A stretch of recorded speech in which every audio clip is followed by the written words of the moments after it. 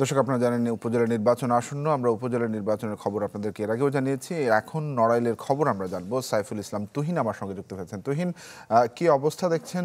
প্রচারণার কেমন খবর? প্রার্থীরা কি বলছেন? ভোটারদের আগ্রহী বা কেমন? তানভীর, এই যে ষষ্ঠ উপজেলা নির্বাচনে নড়াইলের কালিয়া উপজেলা আগামী 8ই মে নির্বাচন। তো নির্বাচনে আসলে প্রচণ্ড গরমের মধ্যেও প্রার্থীরা প্রচারণা চালিয়ে যাচ্ছেন। সেই সেই জায়গা থেকে আমরা কয়েকটা জায়গায় প্রচারণা আমরা ঘুরেছি, দেখেছি। এবং এখানে কালিয়া উপজেলাতে 5জন প্রার্থী নির্বাচন করছেন চেয়ারম্যান পদে। মোট 13 জন নির্বাচন করছেন, তার মধ্যে 5 জন চেয়ারম্যান এবং বাকি 5 জন হচ্ছে ভাইস চেয়ারম্যান, আর 3 জন হচ্ছে মহিলা ভাইস চেয়ারম্যান পদে লড়ছেন তারা।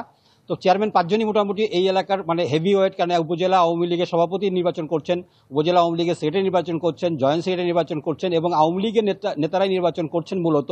তো সেখানে নেতাদের মধ্যে বা যারা নির্বাচন করছেন প্রার্থীদের মধ্যে, তাদের মধ্যে এক ধরনের ভীতি আছে। সেটা হলো যে আমাদের এই আসনে তারা বলছেন যে এখানকার এমপি নির্বাচন প্রভাবিত করছেন, একজন প্রার্থীর পক্ষে কাজ করছেন, সেই ধরনের অভিযোগ তারা তুলেছেন। কিন্তু নির্বাচন ভোটারদের সাথে যে আমাদের কথা হয়েছে, ভোটাররা আসলে নির্বাচনটাকে বলছেন যে এই যেহেতু কোনো প্রতীক নাই, সে কারণে নির্বাচনটা তারা ভোট দিতে পারবেন নির্ভয়ে এবং নির্বিঘ্নে তারা ভোট দিতে পারবেন নড়াইলের এই উপজেলা নির্বাচনে।